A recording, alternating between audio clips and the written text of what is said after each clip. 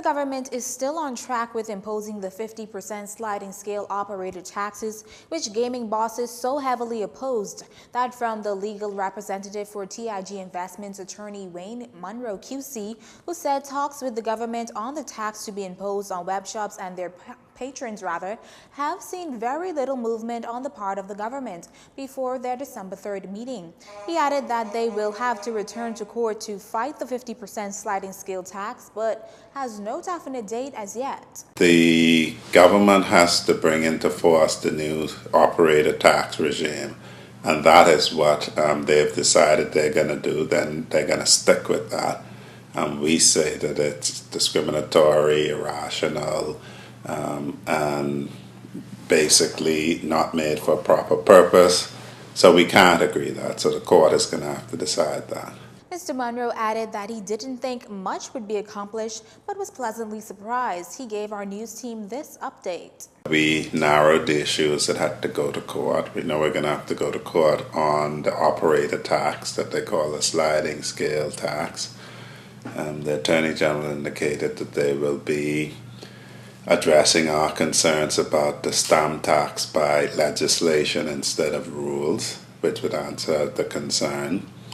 And he indicated that they would put together a framework for how we move forward during the litigation and get that to us so that our clients could consider it and give us instructions. As for that framework, Mr. Monroe says they are still waiting for the documented to be draft documents. After that point, this compendium of financial legislation came up, and I think that may have distracted somewhat from them sending us the summary. So we're waiting for that, and we recently reminded them and followed up for it. As for that framework, Mr. Monroe says they are still waiting for the document to be drafted and shared with them. During the budget communication back in May, the government imposed a 5% stamp tax on web shop users and a sliding scale tax that climbs as high as 50%. Since then, gaming operators slapped the government with a court injunction, which placed a hold on the implementation of those taxes. Meantime, employees of the Grand Lucane Resorts taking a hardline approach. According to Bahamas Hotel Managerial Association President Obi Ferguson, the group's not prepared to accept what Lucane Renewal Holdings Chairman Michael Scott is offering. That is $2.7 million. And this after the association revised its original proposal that called for the workers to receive some $5 million. Mr. Ferguson telling our news team in a face-to-face interview that he doesn't understand how the chairman could reach a figure for the voluntary separation packages without even consulting the union. He has not, up to today's date, presented us a proposal to justify how he arrived with the numbers. But we did. We sent him a proposal and we showed him how we broken down for the 90 workers.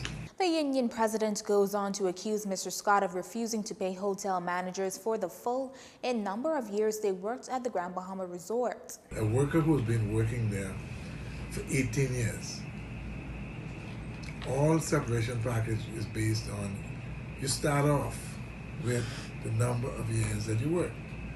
What he's done, for some reason, he said he can sell this to the Bahamian public, and the Bahamian public will buy it.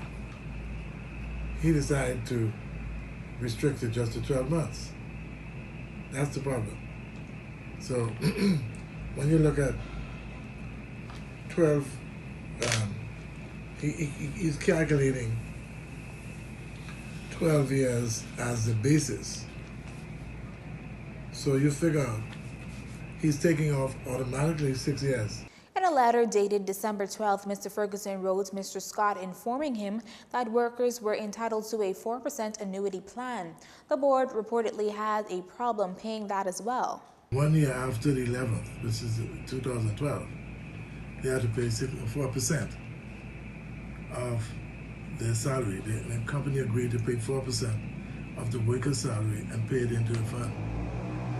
We say to him, this is a contractual obligation. That's the point we're making. And we're asking for these things to be paid. These are monies due to worker and they ought to be paid. We're not making it up. For some reason, he's not either reading the agreement, as one, or he read it and he's just not prepared to honor it. But that doesn't work in the system. That's the end of ours. Elsewhere, we will not allow that to happen. It doesn't make sense. The workers don't want it done that way, and we will not be a part of any exercise to deprive Bahamian workers of something that they are contractually, legally obligated for. Mr. Ferguson's calling on the government to intervene, and he's counting on the matter to be resolved by Friday.